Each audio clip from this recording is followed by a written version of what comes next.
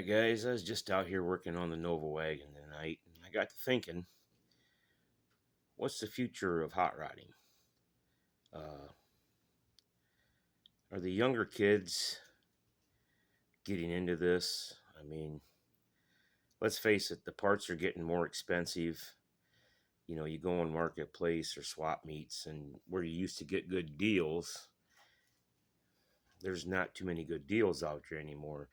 And I remember as a kid wanting to get into it and struggling to afford parts. So I was scouring swap meets and talking to buddies and trying to get what I could. So my question is, are the younger kids getting into it? Uh,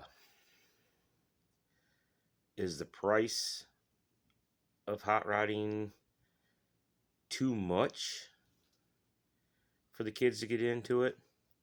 I got to thinking about my personal experiences this week with two young men who I sold parts to, who were building old cars.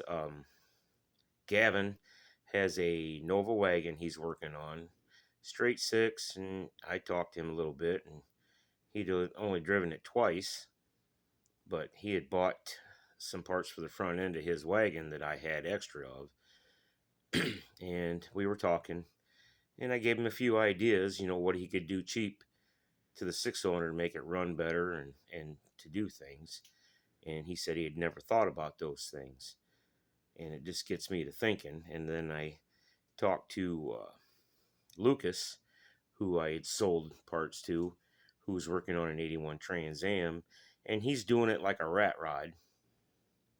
He has got a motor, he's putting a 4-speed in it. We talked about that, and both these boys were excited about what they were building. So I have a little bit of hope for the future. But my question to you all is going to be, what's the future? I mean, back when I was racing at a villa, I mean, 60, 70 bucks a night, you could go and you could race, and that would pay for your gas, your entry to go down there and race, have fun at night, and come home. Uh, I talk to people now who race, and they're telling me what gas costs now for racing gas and what they have and they're spending on their cars. And it seems like it's getting prohibitive for the average guy to go racing or to have a hot rod as a hobby. I mean, don't get me wrong, there's still deals to get out there. I mean, I pick up deals every now and then, and but to buy new parts from back when I was growing up to now, I just can't believe the prices of things the way they're going up. I mean, to buy a Hurst shifter now with the installation kit, you're looking at $800-900. I mean, that's ridiculous, guys. It just makes me wonder how this is going to go. I mean, everybody thinks that putting one of these cars together, to the average person out there that's never done it, thinks this is just easy and everything falls into place. And I'm here to tell you, and I'm sure other guys will tell you, that that is not the case. I mean, aftermarket parts, if you get one that fits and fits right and works right to begin with, you're way ahead of the game. Most aftermarket parts don't fit and have to have some kind of rework done to it. And that's just part of hot rodding. I mean, this 64 Nova wagon, I ran into issues. I mean, I put a Church Boys Racing suspension or a rack and pinion kit underneath the front of it and tried to find a set of headers to fit it and come down to where I was going to put ram's horns on it. Well, then I did some research and found out that the ram's horns would fit the inner shock towers because I'm running the stock shock towers, the stock front end, except for the Church Boys kit. And I ended up coming up with a set of 67 to 72 Chevy truck exhaust manifolds, which I took and die grinded on the inside and cleaned it up and opened up the ports a little bit to help the flow. And then I bought the pipes kit to fit those on this Nova, so I can run it. It comes from 2 to 2.5 and necks out to 2.5, so I can run that for an exhaust system. It's not a race car, but I do want it to run good. It's a 355 with a 4-speed. And just to put something like this together with the cost of the parts is not cheap. And I still got to buy paint yet, and a few other odds and ends that I'm working on right now. I mean, this project, as I go through it, it changes and it evolves. I mean, it's just like I feel like they built hot rods back then. You tried to get the parts you could get and make it run the best you could. And some people like shiny paint, some people don't. Some people like fancy rims and tires, some people don't. It's all it's in your budget and what you want to build. So I wonder where the hot rodding is going to go from here on out. I mean, are the younger kids going to be able to afford to get into this? I mean, I've talked to the two young men this week and they're doing it. They're scraping it together, but they're doing it, you know. So what I'm saying is if you ever get a chance to help a young man or young boy or a young girl or any of the kids out to help them, I mean, cut them a break on the parts and make them a deal. I mean, you're helping the future of hot rodding. Yes, you're not making as much money on your parts, but still, that kid someday when he gets older and he sticks with this, he could pay it forward to some other young person and make them a deal on their parts that they need. We got to look out for one another. But I got to wonder what the future of hot rodding is looking like. I mean, I'm going to keep doing it the best I can. And I mean, I've got the 78 Nova, which is pretty much done. It runs good. Now I'm trying to get the 64 Nova wagon running. I mean, I've got the headlights wired up. I'm working on the parking lights, fuel pumps mounted, water pumps on it. I'm putting a March serpentine kit on it, just the powder coated one, nothing fancy.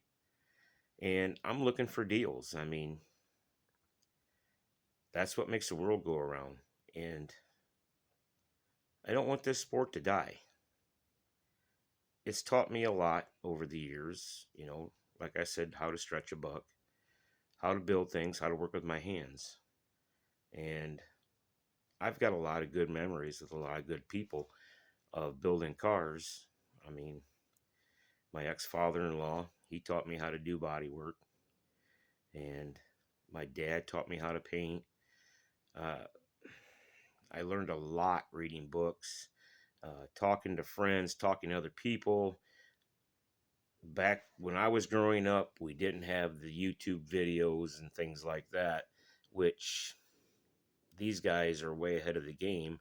If they run into a problem, they can look it up on YouTube or some other source and they can find things out. But there's still a lot of good old books out there, and I would encourage the younger hot rodders to get the books and to look at them and read them and take it all in. I mean, you only learn by using your hands and doing it yourself. And if you can't, you ask for help. It's never bad to ask for help. It's it's good to have a little bit of a community around you to build things. And it trying to think of the word I'm looking for here. It Makes you feel good when you can help somebody. And I'm just saying, we all need to help each other. Build these hot rods, keep the sport going, encourage one another. Don't put anybody's car down, especially if it's some young kid and he's his first car and he's trying to build it. I mean, I read on Facebook these engine groups and stuff, and these young kids are asking questions, and you got people just putting them down and being downright nasty to them. And that's not the way to build a community. That's not the way to further the sport. It's not, and I get tired of it. I try to help everybody I can, and when I can't figure something out, I ask questions. There's never a dumb question. And I've always said that when you build something yourself, you take a lot of pride in it. You just, it's a feeling like no other. And I believe that a lot of the young kids would benefit these days who are building these cars to be encouraged. I mean, don't put them down. Encourage them. That's how we're going to build this back up. This this group of hot rodding. It's something that I don't ever want to see die. Yes, the old cars are getting expensive. They're harder to find, but you know, kids will fix up what they can afford, just like we did growing up, and like our moms and our dads did as they were growing up. I just, I mean, put your comments down there. Let me know what you think the sport of hot rodding, what you think, what direction it's going in. I mean, we just need to encourage the younger generation to keep this going. I mean, put your thoughts in the comments, guys. I'm going to keep working on the wagon, and hopefully here I will show you some progress videos of what I've been getting done. Um, just running into a couple snags right now, trying to get things figured out, but I'm getting them figured out. And just remember, build the car you want. Don't build what everybody else wants. Do what makes you happy. And until next time, guys, keep building.